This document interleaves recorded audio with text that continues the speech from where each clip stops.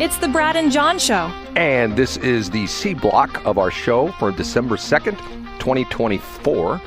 First show we've done in 4 or 5 days because John didn't want to work on Friday. I didn't want to work on Friday. Absolutely not. Okay, a couple things to talk about first here.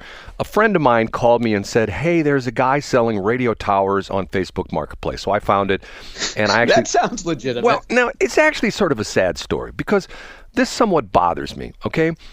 Turns out this is one of the transmitter sites that was owned by Bob Romanik. And you know who the Bob Romanik thing is? Yeah, he's the guy, the alleged white supremacist, well, who put the name of the license in his son's name and whatever. Well, I don't think he was alleged supremacist. I think he was a full-blown supremacist. Oh, okay. I'm not familiar with his work, to be honest. A sad story for me as a broadcaster because of the fact that he had a lot of money, and he bought 4 radio stations. And quite honestly, he put a ton of money into these radio stations. Some of them he upgraded, and he has all these AM stations on the east side. And long story made short, he was not legally allowed to own radio stations because he was a convicted felon. If you're a convicted felon, you're not allowed to have a radio station license in the United States with the FCC. And he got around it by putting the licenses in the name of his son. Well, his son came down with some kind of a very rare disease and died. I think his son was only like 45 years old, which put him in a weird position because of the fact that his son owned the radio stations, but his son passed away, and he claimed that I think his girlfriend owned the radio stations, but yet Bob had made some comments about the fact he told people that he actually owned the radio stations, and this got back to the FCC, and the guy who nailed him was Mark Kern. And it's interesting because Mark Kern used to work for me a long time ago. Mark is an interesting guy. Have a lot of respect for Mark. He worked for me. He came and worked for me in my news department years ago with my traffic network. We did news. I don't know if I told you this story or not. And he was a young, good-looking guy from Belleville, and he came right in the door one day, literally walked in a place one day, and he says, hey, I want to learn the news business because I'm going to become a politician, and I really need to understand how the news business works. Okay, fine. We hired him. We didn't pay him. He didn't want to be paid. He just volunteered to come in a couple days a week. We'd send him out in stories and things like that. Then he ultimately ran for city council in Belleville. He ran for mayor of Belleville, and now I believe he's still the county executive for St. Clair County. So how this got nasty between Bob Romanik and Mark Kern is that Mark Kern, when he was the county executive, did some things that Bob Romanik didn't like, and most of Bob Romanik's radio stations were in St. Clair County. So Bob Romanik used to go to Mark Kern's house and stand on his front lawn and cuss him out. Matter of fact, there's pictures you can see of this where he would stand on the front lawn, and after a while, Mark Kern had him arrested, and Bob Romanik went to jail, and it's all sorts of, it's a crazy, weird story. Long story made short, Bob Romanik got nailed by the FCC. And mainly because of the fact that Mark Kern filed the complaint against Bob Romanik with the FCC. Bob lost all of his licenses. And the licenses, were taken away by the FCC. Then the FCC tried to auction off the licenses, and nobody would buy them because of the fact that even though the FCC controlled the licenses, they did not control the real estate and the towers. And if you know anything about towers nowadays, it's very tough to build towers because nobody wants a tower near their house. Trust me, I know that. Okay, so the radio station licenses were essentially disappeared. The FCC took them out of the database. They don't exist anymore.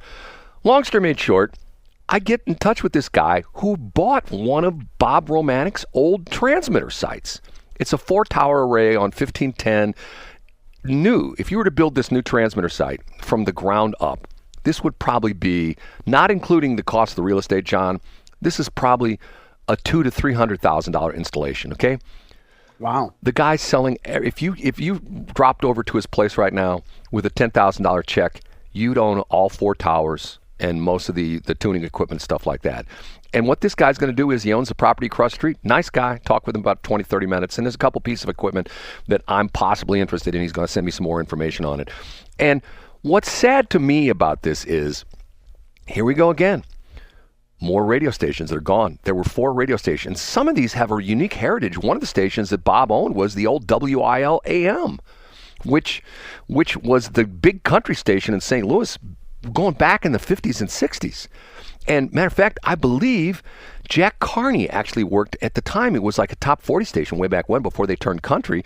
Wow. It has this incredible history of all these very famous radio people that worked at WILAM. It's gone. Matter of fact, that transmitter site's on 255. If you come across the JB Bridge and you're going east, and eventually it turns north on 255, that transmitter site sits out right off to the west side of 255 there, just north of Dupo and Columbia. And then they've got another transmitter site, which used to be the old Weasel, WESL, which was a black radio station for a long time, until which is ironic because Bob Romanik bought it. And it's in downtown East St. Louis. Matter of fact, as you go across the Poplar Street Bridge, if you look to your left, you see that tower there. And then there's WINU, which is in Highland, and then this one, 1510. And it's interesting because, and I forgot about this, this radio station was originally built by, guess who? It wasn't Bob Romanik. Bob Romanik bought it from somebody else. Guess, if I gave you 3 guesses and I said one of them was a reverend, who would you guess? Let's see. The Reverend Earl Nance. No, I don't have any idea. Rice. Remember? Reverend Rice? Oh, Larry Rice. Larry Rice, yes. Wow, okay. This was one of Larry Rice's radio stations, and Larry Rice he built the station for the license. He paid $500,000 for the license. No, I think he paid more than that for the license. Then he built the station over there, because originally the station was moved from DeSoto, Missouri. This is sort of radio nerd stuff. But long story made short, a station that 30, 40 years ago, which probably worth $1 million, is now worth nothing. And the guy's selling it off essentially for scrap. And it bothers me. It just sort of bothers me, John. Is that weird? So hold on, Brad. So he's selling the tower, but in order to use the tower, I mean, is it true that anybody that has a license, a radio station license, could use the tower? So could you purchase the tower today? I could purchase the tower, but the problem... And do you have any use for it? Oh, yeah, but the problem nowadays is I'm going through this right now in St. Charles County. I mean, here we go again. I could tell you story after story after story. You say you want to put a tower somewhere, 40,000 people come in. Hey, you're going to kill my fish. That radiation from your tower is going to make my pet guppy, swim upside down and stuff like that. But yet they're upset when their cell phone doesn't work. Get what I'm saying? I get exactly what you're saying. Yeah, and I imagine it's hard too to find people to come out and actually work on the tower. Well, there's tower companies out there, but the problem with it is that it's the old NIMBY thing. It's not in my backyard. Now, and the crazy part of this is, could I buy the tower? Yes. Could I erect it in St. Charles County? Probably. And I'm not kidding when I tell you this. They're 150-foot towers. If I were to say, I'm going to put this, for example, St. Charles County put an ordinance in, you can't have a tower, you can't have 2 towers that are closer than a mile apart. So in other words, if you look at a map of St. Charles County, it would be almost impossible to find a spot where, with all the cellular towers are all over the place, where you could put a new tower up that's less than a mile, that's more than a mile away from another existing tower, which makes it almost impossible to put another tower up. And then you got to go through the EPA, you got to go through the FCC, you got to go through the FAA. It just gets incredibly complicated, which leads me to something I read over the weekend. Have you ever heard of this $1.8 million toilet in San Francisco? Have you ever heard this crazy story? No. Okay. This is a true story, that they were going to put in a one stall toilet somewhere in San Francisco, in downtown San Francisco. And the idea was this what the angle of this is. They're tired of people pooping on the streets, okay? Right. So they're going to put in like a public toilet, and it was going to be like a one-holer. It's literally one toilet in this room with like a sink and stuff like that, okay? The bid came back at $1.8 million, okay? And they go, we don't have that money. So a construction company came along and said, you know what? We will do the work for free. We will construct, we will do the site prep, we'll, do the engineering drawings and all that kind of stuff. We'll build it, we'll plumb it in, we'll hire, we'll, do it to exact code you guys require. We'll hire the union plumbers. Everything will be done exactly to the specification, to the nth degree of the city, of the building codes, of the unions and the whole bit. And the city came back and said, well, there's a problem, because even if you do it for free, it's still going to cost $1.2 million. So you go like, okay, no, hold on a minute. This guy's going to eat $600,000 for installation costs for building a public toilet. Where's the $1.2 million? The $1.2 million is construction management, which the city requires, permits, which the city requires. So in other words, the idea being is the administrative costs of building a $1.8 million toilet are 2/3 of the price of the actual construction. And it's to the point where it's like, okay, this is ridiculous. This is the thing that I hope, if there's one thing that comes out of the Trump administration, and the problem with this is it's going to be the trickle-down effect. It has gotten, as a business person, it has gotten so tough to do business in some areas with the munis and things like that. You would not believe the things you have to, the hoops you have to jump through. Now, I will give a shout out to a Fallon that Shelley and I looked at a place, I don't know, 3 or 4 years ago. We're looking at buying, believe it or not, we were looking at buying an old car wash that was off of Bryan Road. And we went through the procedure in O'Fallon. And I will compliment O'Fallon on this, because what they did was they essentially said, we don't want to have you chasing your tail. What you do is you tell us when you give us a date which you're available, and we will have everybody who has anything to do with it show up. And we go, really?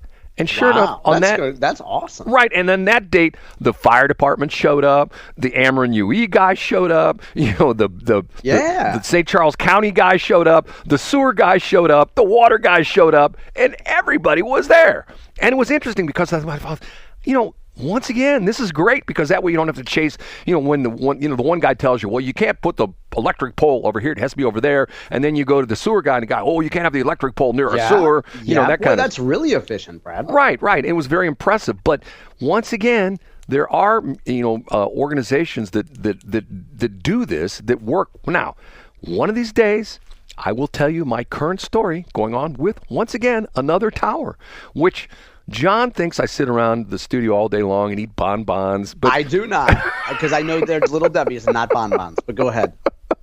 The one thing about this is John has complimented me in the respect that he has said to me, which is true, you don't know. And I think this is like if I were to get Tracy Ellis on the air here, and she would actually come on the air with me, besides sending me a cease and desist letter, and I would say to her, Tracy, what have you learned since you bought, or she doesn't even buy them, she just leases the station. What have you learned about the radio business?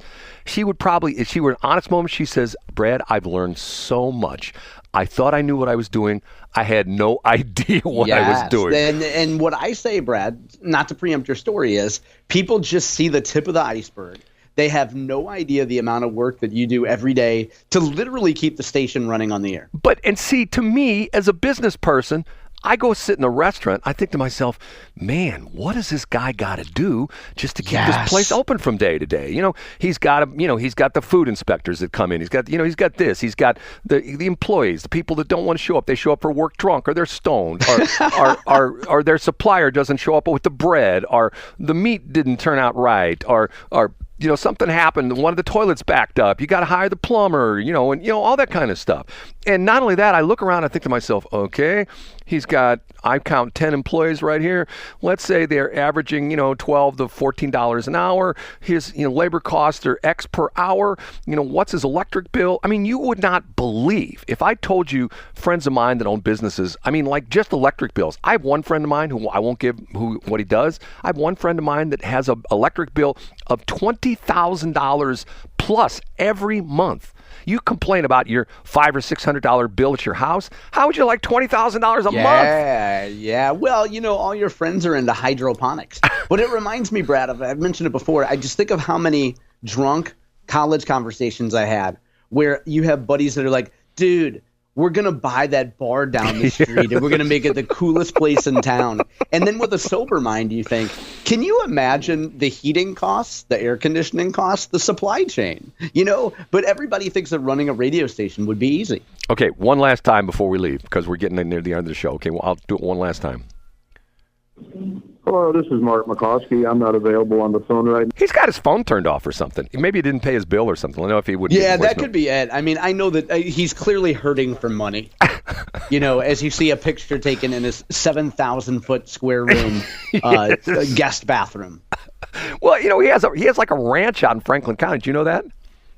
Yeah, I think you mentioned that before, yeah. Yeah, because that's how he knows about my radio station. He drives by the crap site on 47. Okay, last thing before we go, we didn't get to a couple things I want to talk about this morning.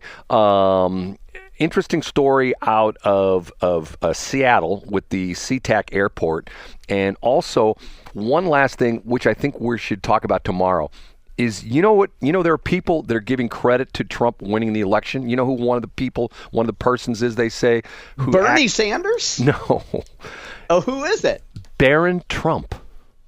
Oh, yeah. No, I've seen headlines about this, but I don't know. I've seen social media posts, but I have no idea what this talk is about. He talked, we'll continue this tomorrow, remind me, which is pretty fascinating. He talked his dad, the Donald, into doing the Joe Rogan interview, because originally he didn't want to do the Joe Rogan interview. And Barron said to him, Dad, all my friends listen to podcasts and we love Joe Rogan. And you remember, and which is true, you got Theo Von, you got Joe Rogan, you got the Nelk Boys. You're familiar with the Nelk Boys, right? Yeah, I've heard of them, yeah. Okay, you got all these dudes who are doing podcasts, and the young guys eat these podcasts up. And remember what happened. Trump did it, and guess who didn't? Kamala Harris didn't do it. Right. And a lot of people are saying that, matter of fact, I've read 2 different articles saying that it could have been, the tipping point factor could have been the fact that Joe Rogan had Trump on. And if you listen to that podcast, I haven't gotten through the whole thing yet. I'm about 2 hours into it. I still haven't gotten the whole thing. It's a fascinating podcast because it's so good. I lasted about the same amount. I haven't finished it either. Sorry to interrupt, Brad. But I mean, you agree with me that there's a different side of Trump on this podcast, and that's the magic. That's the magic of Joe Rogan. He doesn't interview people; he talks to people, which I think is sort of interesting. And it's like, once again, you and I've talked about this before, and I know it's to the point where it sounds like I'm beating a dead horse. It's like Joe and Donald at a bar, drinking beer, you sitting at the table as an observer. Am I right? Yeah, you're absolutely right. It just humanizes them, and they talk like they're having a real conversation. It's not talking points. Right, and he asks some tough questions, and Trump answers, which is sort of interesting, Okay, that's going to do it, John. You know what? I feel better, John. I was going through my withdrawal not doing the show with you. Oh, I was too, Brad. And we had a great show, and we'll be back tomorrow. Thanks for checking out the Brad and John Show podcast. This segment of the show is brought to you by John Combest's book, Stalking, Harassment, Internet Trolling, A Guide to Recovering and Rebuilding After Online Attacks. It's a great reference if you've ever been the unfortunate target of a social media attack. It's available on Amazon. Just search John Combest. That's Combest, John Combest, and the book will show up in your search results. Now it's time for another segment of the Brad and John Show. Can you handle it?